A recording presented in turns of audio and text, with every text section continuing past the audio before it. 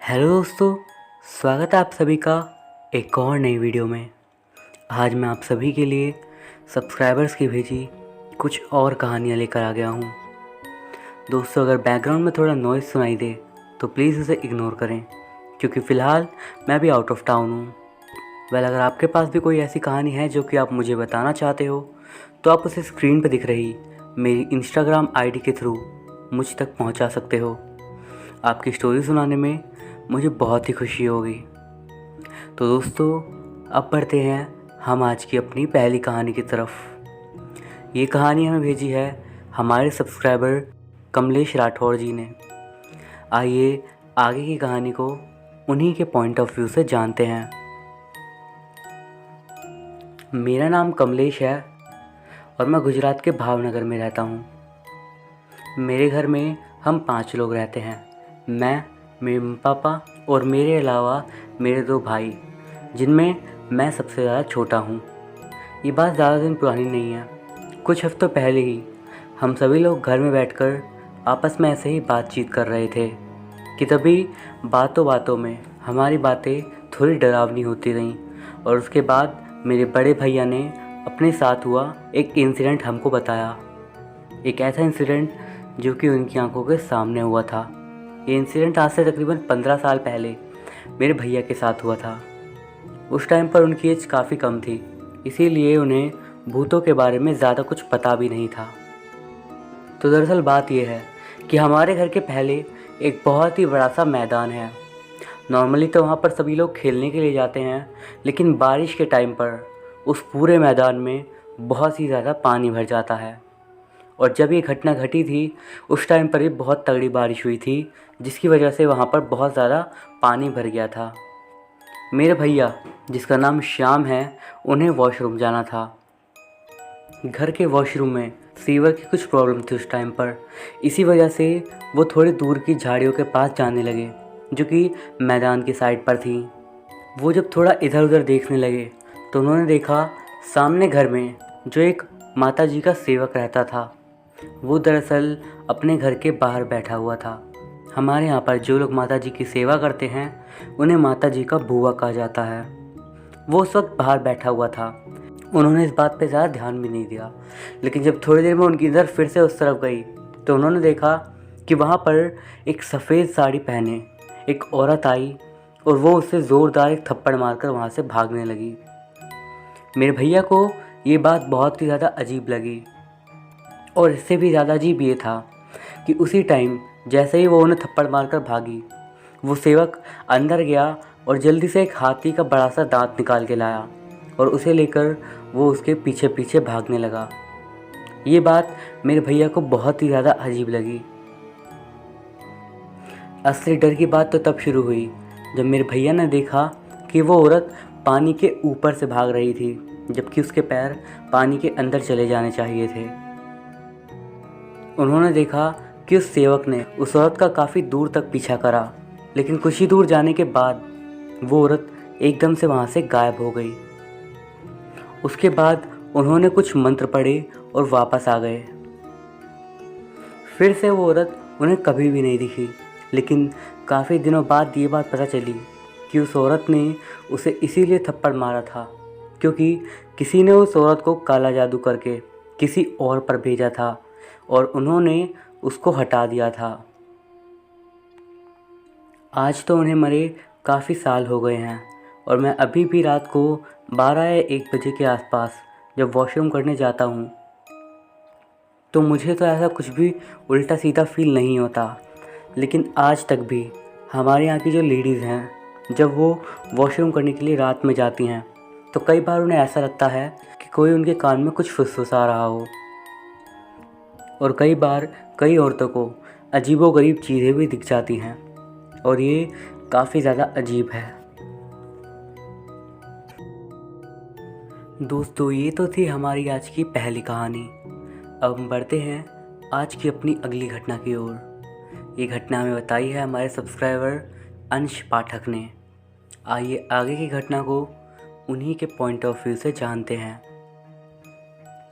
मेरा नाम अंश है और ये घटना मैं आपको बता रहा हूँ, ये मेरे भाई के साथ घटी हुई सच्ची घटना है। ये घटना मेरे जन्म लेने से भी पहले की है। दरअसल मेरा वो चचेरा भाई बिहार में रहता है और मैं उसी की घटना बता रहा हूँ। मैं बात कर रहा हूँ वर्ष 2002 की। उस समय लोगों के पास मोबाइल फ़ोन से लेकर यातायात के भी अच्छे साधन मौजूद नहीं थे। उस समय ज़्यादातर लोग छोटी दूरी को पैदल ही तय किया करते थे। उसी वर्ष 2002 में बिहार राज्य के एक छोटे से गांव हैदरपुर में जो खौफनाक घटना घटी वो बहुत ज़्यादा डरावनी थी। कहा जाता था कि उस समय हैदरपुर के लोग भूत प्रेत संबंधी बातों पर यकीन रखते थे और ये उनका अंधविश्वास था या फिर विश्वास, हमें ये तो नहीं मालूम। पर अचानक से एक दिन कुछ ऐसा हुआ जो कि बेहद अलग और जिसने कि हर एक व्यक्ति को चिंता करने पर मजबूर कर दिया था। उस वक्त हैदरपुर में पानी की उतनी अच्छी व्यवस्था नहीं थी। लोग मजबूरी से बस कुएं का पानी एवं तालाब का पानी ही पिया करते थे। इसी कारण से हैदरपुर में कुएं की भरमार थी। लोग जहाँ से चाहते वहाँ से पानी ले सकते थे। पता नहीं कैसे, लेकिन हैदरपुर में एक भी चापाकल नहीं थी। गांव से 2 किलोमीटर दूर पर एक स्कूल था जहां हैदरपुर के बच्चे खेतों की पगडंडियों से होकर स्कूल जाया करते थे। रास्ते में आम का एक बहुत ही बड़ा पेड़ था और यह पेड़ गांव और स्कूल के एकदम बीचों बीच था। गर्मियों के दिनों में स्कूल से आने जाने वाले बच्चे अक्सर वहां उस पेड़ से आम तोड़ने के लिए चले जाते थे। अचानक एक दिन से गांव में कुएं का पानी सूख गया। वो भी एक कुएं का नहीं बल्कि लगभग हर कुएं का पानी एक साथ सूख गया था। गांव के लोग बहुत ही ज़्यादा बौखला गए और उन्हें ये समझ में नहीं आ रहा था कि आखिर ये कैसे हो गया। आज तक इतनी गर्मी पड़ी लेकिन कभी भी ऐसा कुएं का पानी नहीं सूखा था। फिर आज ऐसा क्या हो गया है। उसी दिन गांव में एक पंचायत बैठी जिसमें गांव के लोगों ने ये बात रखी कि वो फिर से एक नया कुआं खुदवाते हैं। पर सरपंच ने एक बात कही कि अब हम और कुएं नहीं खुदवाएंगे। मैं किसी भी तरह से अब 10 से 12 चापाकल गड़वा दूंगा। कौन जानता है कि कुएं का पानी फिर से नहीं सूखेगा। इससे बेहतर है कि चापाकल लगा दिया जाए। चापाकल लगते लगते तकरीबन 1 महीना बीत गया। तब तक लोगों ने सिर्फ तालाब का पानी ही पिया और उसी से अपना काम चलाया, क्योंकि तालाब का पानी अभी नहीं सूखा था। महीनों बाद जब चापाकल गांव में लग गई तो लोगों ने राहत की सांस ली। पर आगे जो उनके साथ होने वाला था, गांव वालों ने उसके बारे में अपने सपने में भी नहीं सोचा था। स्कूल से आते वक्त जब कुछ बच्चे घर जाते थे और कुछ बच्चे आम के पेड़ से आम तोड़ने लग जाते थे। एक दिन अचानक जो बच्चे आम तोड़ने गए थे उनका कुछ भी पता नहीं चला और वो एकदम से लापता हो गए। वो बच्चे जब समय से घर नहीं लौटे तब उनके माता पिता को शक हुआ कि आखिर ये लोग गए कहाँ, क्योंकि आज तक कभी भी किसी बच्चे के साथ ऐसा नहीं हुआ था।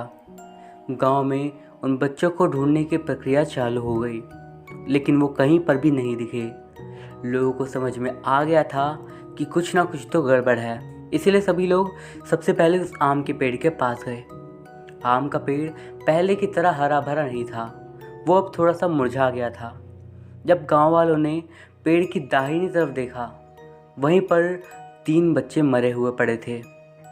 लोगों को बहुत ज़्यादा हैरानी हुई और शौक की एक लहर उन बच्चों के परिवारों में दौड़ गई। आखिर ये कैसे हो गया। बच्चों के शरीर पर कई जगह पर चोट के निशान थे। लोगों ने समझा कि शायद बच्चे खेल खेल में कूद कर गिर गए हैं और उनकी मृत्यु हो गई है। उसी वक्त गांव वालों ने उस पेड़ को अशुभ मानकर वहां आम तोड़ने से बाकी सारे बच्चों को मना कर दिया और उन्हें कड़ी हिदायत दी कि अब से इस पेड़ को कोई भी नहीं छुएगा। इस घटना के ठीक 3 दिन बाद बाकी सारे बच्चे जब अपने स्कूल से घर लौट रहे थे तो उन्हें ऐसा लगता था कि ऊपर से कोई औरत उन्हें अपनी ओर बुला रही है। स्कूल जाने वाले एक नहीं, सारे बच्चों ने ऐसा महसूस किया। उन्हें आवाज़ आती थी अपने पीछे से किसी औरत के चलने की और पुकारने की भी। इस बात को जब बच्चे अपने घर जाकर अपने परिवार वालों से कहे तो उन्हें यकीन ही नहीं हुआ। बाद में देखा गया कि गांव में बच्चों की तबीयत एकदम से बिगड़ने लगी थी। उनकी पीठ पर कई सारे नाखून के खरोंच से निशान लगे हुए थे। सिर्फ एक बच्चे के साथ नहीं, बल्कि गांव के सारे बच्चों के साथ ऐसा ही हो रहा था। तकरीबन 2 महीने तक उस गांव के स्कूल को भी बंद कर दिया गया था। अब आप ही सोचिए कितना बड़ा खौफ रहा होगा इस बात का। सारे बच्चे अपने आप में कुछ ना कुछ बुदबुदाते रहते थे और ये बात उनके माता पिता को बहुत ज़्यादा अजीब लगती थी।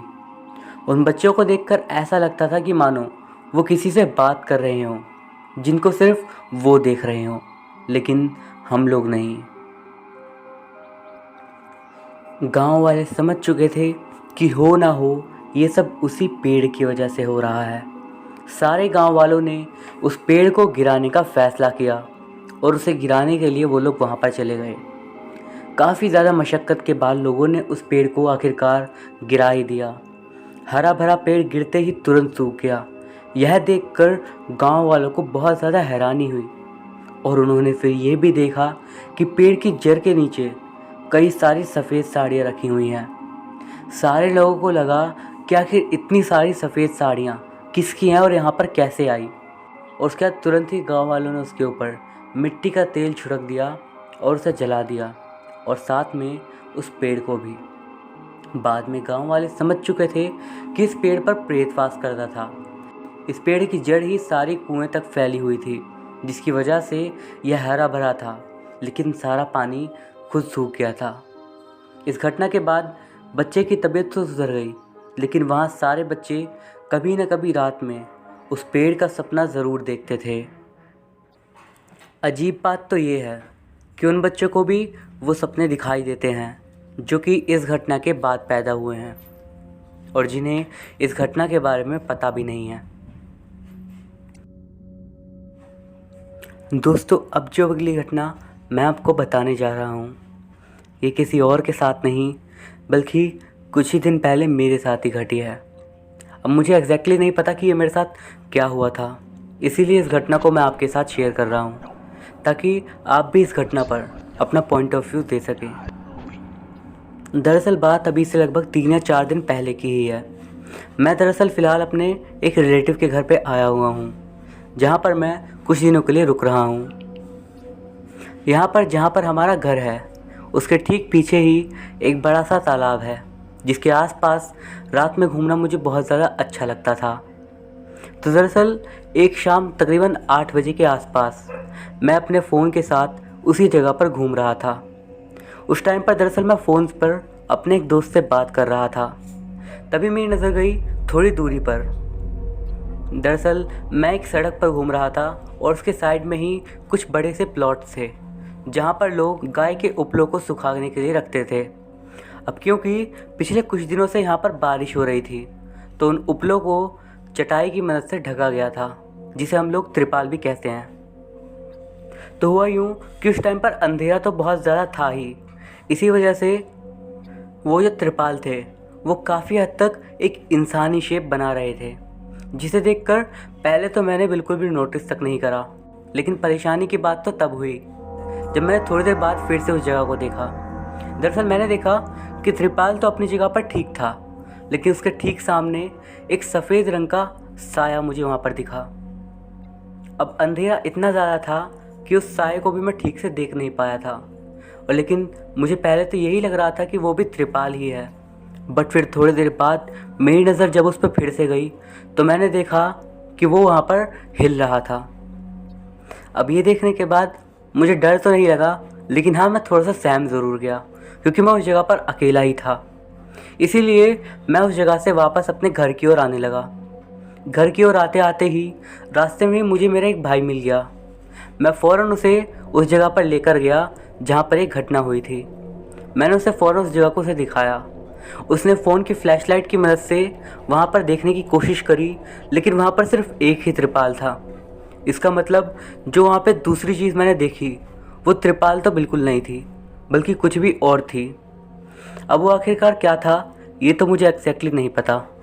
आपके हिसाब से वो चीज़ क्या थी ये आप मुझे ज़रूर बताइएगा। मैं आपको उस जगह का एक दिन का वीडियो भी दिखाता हूँ जहाँ पे मैंने देखा था।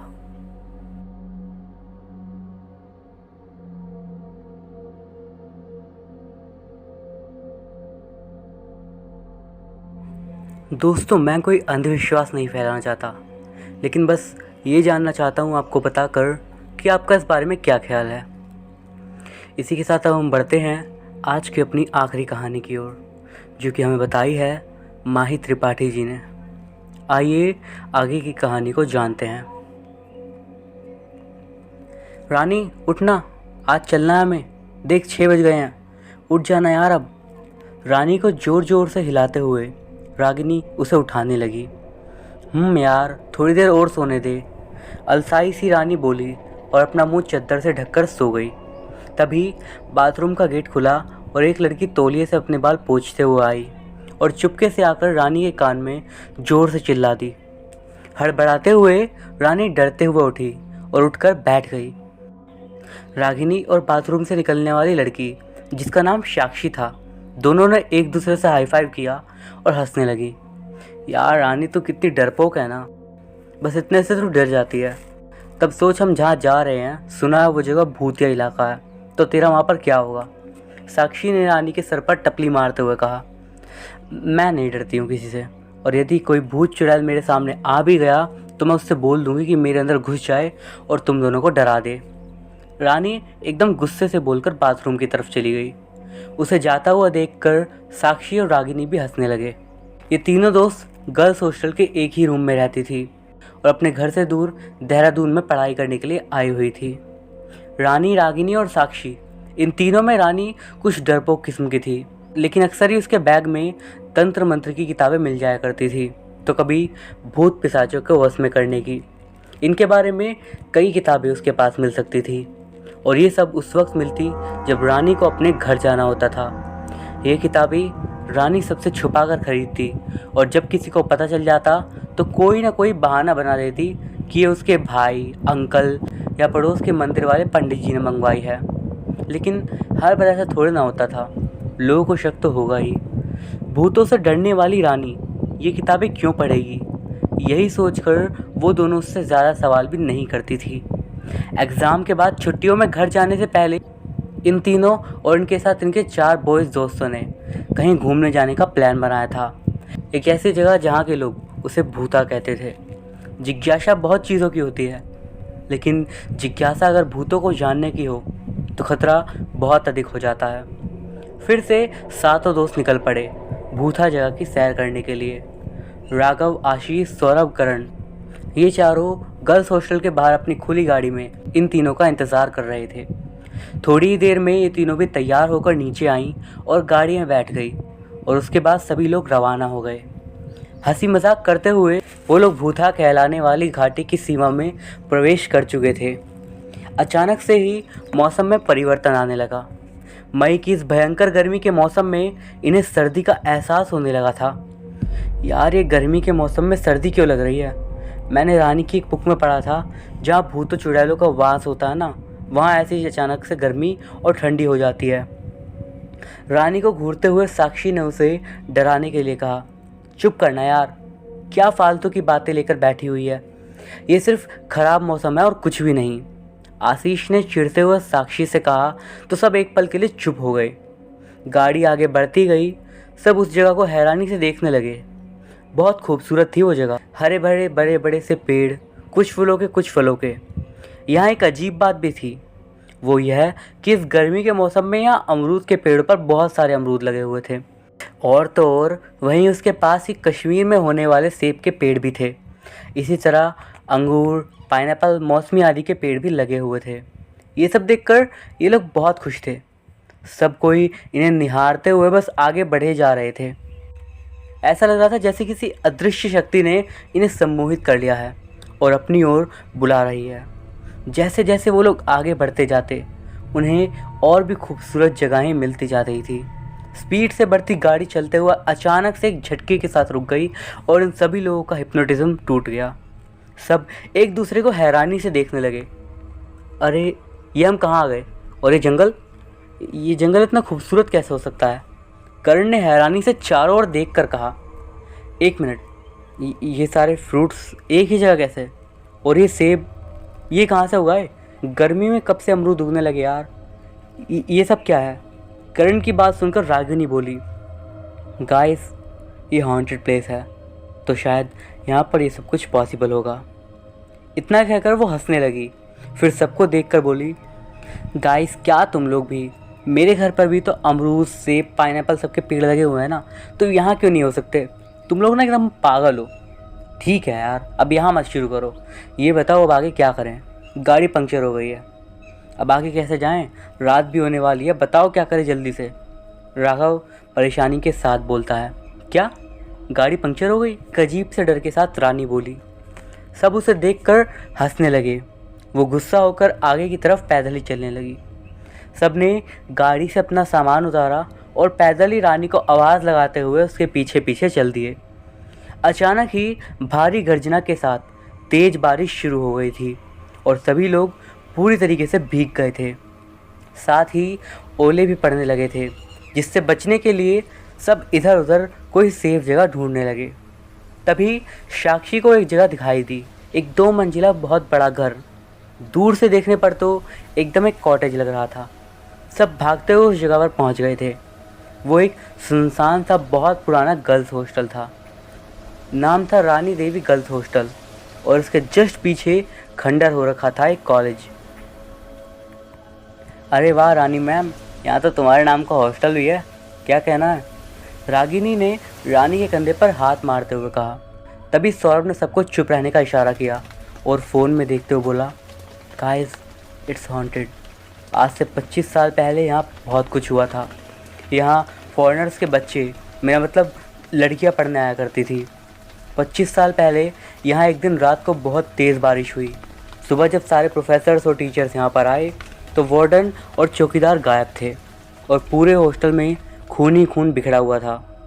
यहाँ लगभग 100 लड़कियाँ थीं और सब की सब आश्चर्यजनक ढंग से गायब हो गई थी और आज तक ये राज किसी को भी नहीं पता कि आखिर वो लड़कियाँ गई तो गई कहाँ।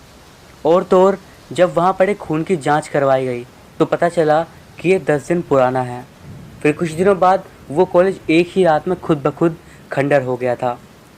उसके बाद से यहाँ आज तक कोई भी नहीं आया है।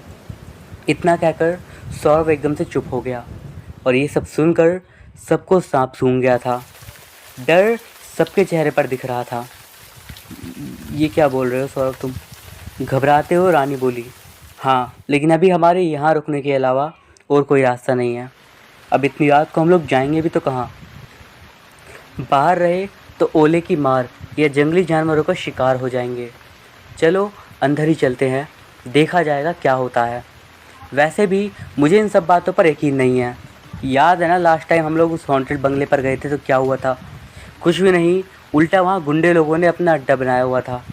यहाँ भी मे भी ऐसा कुछ हो। चलो यार डरो मत, सब एक साथ ही रहना बस। कहते हुए सौरभ ने सबको समझाया और सबको ज़बरदस्ती अंदर लेकर चला गया। कांपते पैरों से सब उस हॉस्टल की तरफ बढ़े और उसका दरवाज़ा खोला। चरमराते हुए हॉस्टल का दरवाज़ा खुला, देखा तो पूरे गार्डन में एक सन्नाटा सा फैला हुआ था। एक मनहूसियत सी फैली हुई थी।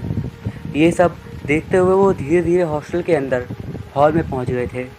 वो दरवाज़ा लकड़ी का था और आधा जला हुआ भी। उन्होंने दरवाजे को जोर का धक्का मारा और वो दरवाज़ा धड़ाम की आवाज़ के साथ टूट गया। उसके गिरते ही एक बहुत बड़ा कबूतरों का झुंड फड़फड़ाते हुए बाहर की ओर निकला और एक बड़ी सी काली बिल्ली ने उन लोगों पर हमला कर दिया। बचते बचाते वो लोग अंदर की तरफ आ गए।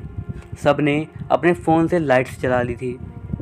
उन्होंने देखा कि वहाँ पर बड़े बड़े से रूम्स बने हुए थे और कई रूम्स खुले पड़े थे जहाँ पर कबूतरों, चमगादड़ों और उल्लुओं ने अपना कब्ज़ा जमा रखा था। रूम में बहुत सारे बेड अभी भी लगाए हुए थे। ये सब देखते हुए वो लोग आगे बढ़े ही जा रहे थे। अचानक ऊपर से उनके ऊपर एक मरा हुआ कबूतर गिरा और वो सब लोग ज़ोर से चिल्लाकर पीछे की तरफ हट गए। ऊपर देखा कि एक काली बिल्ली एक कबूतर को नोच नोच कर खा रही थी और उन सबको घूर रही थी। डर के मारे ये सब लोग ज़ोर ज़ोर से कांपने लगे। गाइस, यहाँ कुछ भी नहीं ठीक है, ये सब जानवर ही हैं।